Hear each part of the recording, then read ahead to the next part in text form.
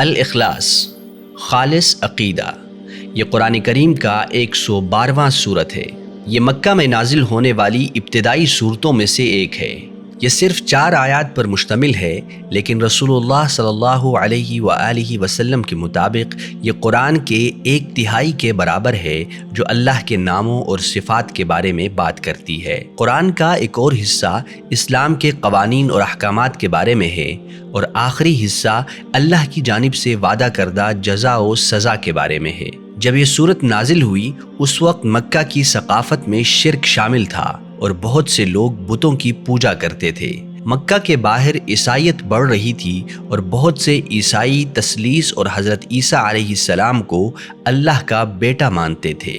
جب رسول اللہ صلی اللہ علیہ وآلہ وسلم نے لوگوں کو اسلام کی دعوت دی اور بتایا کہ صرف ایک اللہ ہے اور اس کی عبادت کرنی ہے، لوگوں نے اللہ کے بارے میں سوالات کیے، جیسے کہ وہ کون ہے اور اس کا نسب کیا ہے؟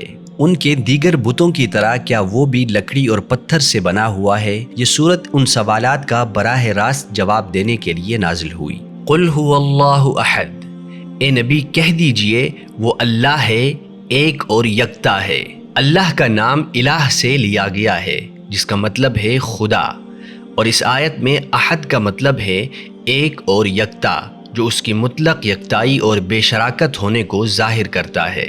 اللہ الصمد، اللہ بے نیاز ہے۔ اللہ وہ ہے جو سب کی ضرورتوں کو پورا کرتا ہے، یعنی وہ تمام مخلوقات کے لیے زندگی اور رزق کا واحد ذریعہ ہے۔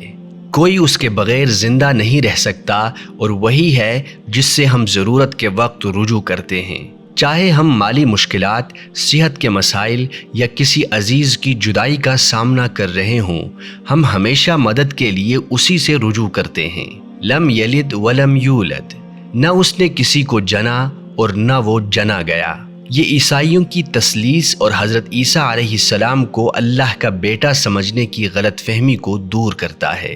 وَلَمْ يَكُنْ لَهُ كُفُوًا أَحَدٌ، اور اس کا کوئی ہمسر نہیں، یعنی کوئی اس کے قریب نہیں آتا، وہ سب سے برتر ہے۔ اس کے اسماء اور صفات اسی کے ہیں اور اسی کے لیے ہی رہیں گے۔ ہماری ویب سائٹ پر جائیں اور ہمارے مشن اور پروجیکٹ میں تعاون کر کے مزید ویڈیوز بنانے میں ہماری مدد کریں۔ ہمارے یوٹیوب چینل کو سبسکرائب کریں تاکہ مزید ویڈیوز اور مواد تک رسائی حاصل ہو سکے۔